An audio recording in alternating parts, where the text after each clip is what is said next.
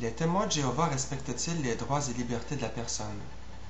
Les témoins de Jéhovah sont toujours les premiers à aller devant les tribunaux pour faire respecter leurs droits, dont celui de prêcher et de refuser une transfusion sanguine. Mais eux-mêmes ne respectent pas les droits de la personne. La Charte canadienne des droits et libertés, à l'article 2A, garantit la liberté de religion. Les témoins de Jéhovah ne respectent pas ce droit en ce qui concerne leurs membres, car s'ils se mettent à s'associer ou à soutenir une religion différente de celle des témoins de Jéhovah, ils seront qualifiés d'apostats et seront considérés comme s'étant retirés volontairement et seront traités comme des exclus, c'est-à-dire excommuniés, ce qui va à l'encontre de la Charte. La Charte canadienne des droits et libertés à l'article 2B garantit la liberté de pensée, de croyance, d'opinion et d'expression.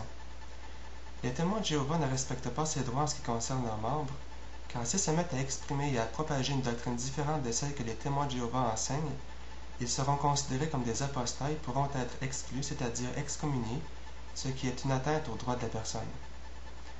La Charte canadienne des droits et libertés à l'article 7 garantit le droit à la vie.